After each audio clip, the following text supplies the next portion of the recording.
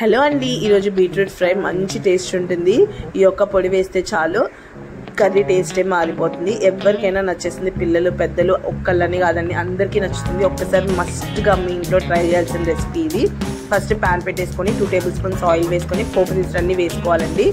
ఆవాలు, జీలకర్ర, ఎండుమిర్చి, పచ్చిశనగపప్పు, మినపప్పు, కరివేపాకు అన్నీ వేసుకొని మంచిగా ఫ్రై అయిపోయిన తర్వాత మనం చిన్నగా కట్ చేసుకున్న బీట్రూట్ కూడా వేసేసుకొని బాగా ఫ్రై చేసుకోవాలండి.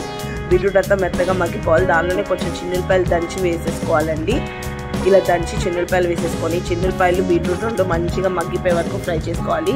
ముక్క ఉడికిందా లేదా అని మీకు ఎలా తెలుస్తుందంటే ఒక స్పూన్తో ఒక ముక్కని ఒకసారి ఇలా నొక్కితే అది కట్ అయిపోతుందండి. తర్వాత ఈ పొడి మెయిన్ అండి. ఇదేంటంటే మనం చట్నీలో వేసుకుంటాం కదా, పుట్నాలు పప్పు, పచ్చిశనగపప్పు, అదే వేయించిన శనగపప్పు అంటారు. ఆ శనగపప్పులోనే కొంచెం ఆ పప్పు తీసుకొని ఆ పప్పులోనే చిన్నులపాయలు, ఎండుమిర్చి, జీలకర్ర, ఉప్పు, కారం అన్నీ వేసుకొని గ్రైండ్ చేసుకోవాలండి.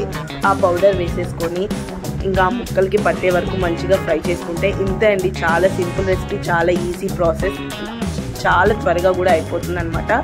అందరికీ నచ్చేస్తుంది. లాస్ట్లో కొత్తిమీర వేసుకొని దించుకోవడమే. పిల్లలు పెద్దలు ఒక్కళ్ళని లేదండి, హెల్దీ రెసిపీ. ఉత్తిదైనా తినేయచ్చు.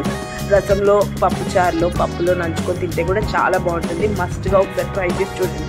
మీ ఇంట్లో కూడా ఖచ్చితంగా ట్రై చేయాల్సింది.